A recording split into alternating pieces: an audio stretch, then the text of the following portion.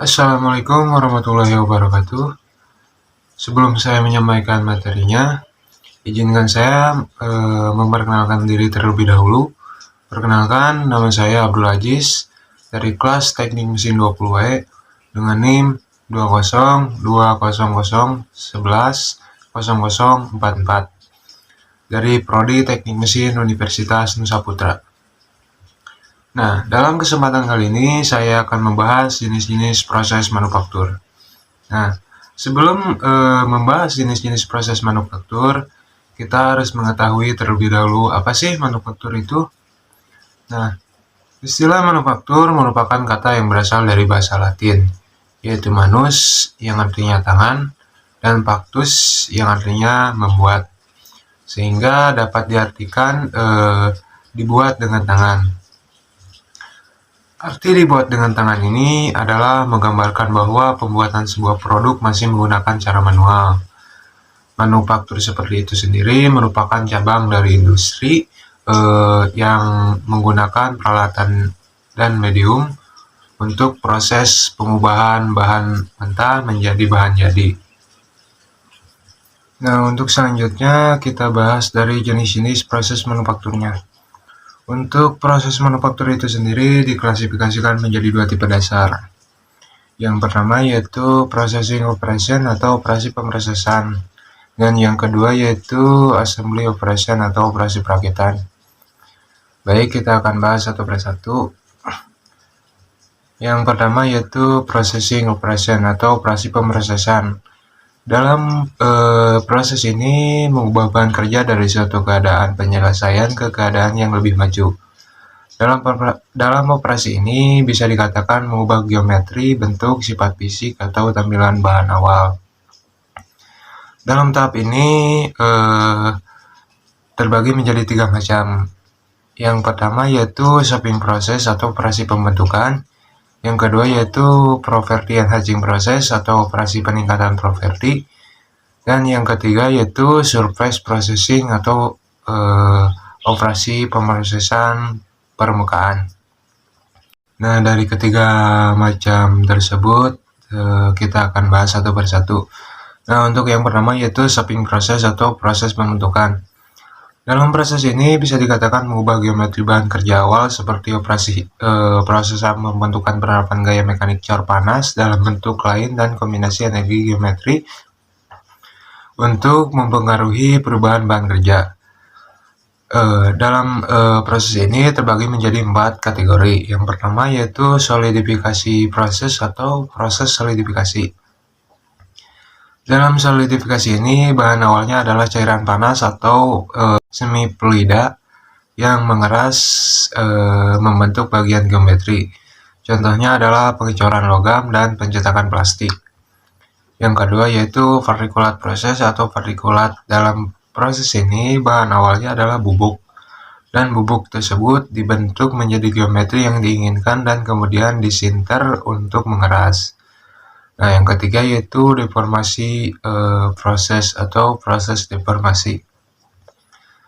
Dalam proses ini bahan awalnya adalah padat dan ulat, umumnya yaitu logam yang terdeformasi. Yang keempat yaitu material removal atau proses pemindahan material. Pada proses pemindahan material bahan awalnya adalah padatan ulat atau getas, yang mana material ini dihilangkan sehingga bagian yang dihasilkan memiliki geometri yang diinginkan. Nah, untuk yang kedua yaitu property enhancing process atau operasi peningkatan properti. Dalam proses ini fungsinya yaitu untuk meningkatkan sifat fisik material tanpa mengubah bentuknya. Property enhancing process atau operasi peningkatan properti ini dikategorikan sebagai heat treatment, yang dimana dalam proses ini proses peningkatan properti dilakukan untuk meningkatkan sifat mekanik atau fisik bahan kerja. Bentuk bagian ini tidak diubah kecuali secara tidak sengaja. Contohnya seperti perlakuan panas logam dan gelas, serta sintering logam, bubuk, dan keramik. Nah, yang ketiga yaitu surface processing process atau operasi pemrosesan permukaan. Dalam proses ini dilakukan untuk membersihkan, merawat, melapisi, atau menyimpan material ke permukaan luar pekerjaan. Operasi pembersihan permukaan ini terbagi ke dalam dua kategori. Yang pertama yaitu cleaning and surface treatment, yang mana pembersihan proses kimia dan mekanis untuk menghilangkan kotoran minyak dan kontaminan lain dari permukaan, serta perawatan permukaan kerja mekanis seperti peledakan pasir dan proses fisik seperti difusi. Nah, yang kedua yaitu coating atau deposition process atau pelapisan deformasi film tipis. Fungsinya yaitu untuk melapisi permukaan luar bagian kerja. Nah, untuk jenis proses manufaktur yang kedua yaitu assembly operation atau operasi penggabungan, yang dimana dalam proses ini fungsinya yaitu untuk menggabungkan dua atau lebih komponen untuk membuat entitas baru. Operasi perakitan dalam proses manufaktur ini diklasifikasikan menjadi dua kategori. Yang pertama, permanent joining process atau proses penggabungan secara permanen. Dan yang kedua yaitu mechanical fastening atau pengikat mekanis. Nah, untuk yang permanent joining process atau proses penggabungan sambungan permanen, proses permanen ini termasuk pengelasan, braiding, solder, dan ikatan perekat. Dalam proses ini menggabungkan bagian-bagian dengan bentuk sambungan yang tidak mudah putus. Nah, untuk sambungan permanen joining ini terbagi menjadi tiga kategori. Yang pertama yaitu welding atau pengelasan. Pengelasan ini merupakan fabrikasi yang menyatukan bahan, biasanya logam, pada termoplastik dengan menggunakan panas tinggi untuk menyentuh bagian-bagian tersebut dan membiarkan mendingin, lalu nantinya logam tersebut akan bersatu padu. Nah, yang kedua yaitu brazing and soldering atau memateri dan menyolder.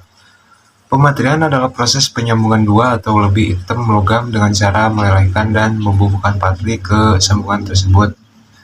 Patri tersebut harus memiliki titik lebur yang lebih rendah daripada logam induk yang disambungkan. Pematerian berbeda dengan pengelasan yang meleburkan logam yang disambung. Nah, untuk penyolderan merupakan paduan logam yang mudah meleleh yang digunakan sebagai logam pengisi untuk menyambungkan dua material logam. Pada proses penyolderan, solder dilelehkan atau dilebur agar dapat dibubuhkan pada sambungan yang akan terikat setelah solder mendingin dan memenggat. Nah, yang ketiga yaitu adhesive bonding adalah proses menyatukan dan pemelukaan. Biasanya dengan menciptakan ikatan halus. Proses ini melibatkan penggunaan lem, epoksi, atau salah satu dari berbagai bahan plastik yang mengikat baik melalui penguapan peralut atau melalui pengawetan melalui panas, waktu, atau tekanan. Nah, untuk jenis yang kedua yaitu mechanical fastening atau pengikat mekanis. Metode perakitan mekanis tersedia untuk mengikat dua atau lebih banyak sebagian secara bersama-sama dalam sambungan yang dapat dibongkar dengan mudah. Misalnya menggunakan pengencangan boril seperti sekrup dan baut adalah metode tradisional yang penting dalam kategori ini. Teknik perakitan mekanis lainnya yang membentuk sambungan permanen yang meliputi paku keling, fitting tekan, dan fitting ekspansi. Dalam pengikat mekanis ini terbagi menjadi dua kategori. Yang pertama yaitu threaded fasteners atau pengencang beruril. Pengencang beruril adalah perangkat keras terpisah yang memiliki uril skrup internal atau eksternal. Itu jatuh ke dalam keluarga pengikat. Mereka biasanya digunakan untuk perakitan beberapa bagian yang bisa dibongkar kembali. Nah, yang kedua yaitu permanent fastening method atau metode pengikat permanen. Pengikat permanen ini hanya dapat dipisahkan dengan cara merusaknya dan tidak dapat diperbaiki. Sambungan permanen ini biasanya ditempatkan pada objek yang biasanya tidak mungkin dibongkar dalam situasi servis apapun. Nah, mungkin hanya itu yang dapat saya sampaikan. Semoga apa yang disampaikan saya tersebut bisa bermanfaat untuk kebanyakan orang, Baik, atas perhatiannya saya ucapkan terima kasih. Wassalamualaikum warahmatullahi wabarakatuh.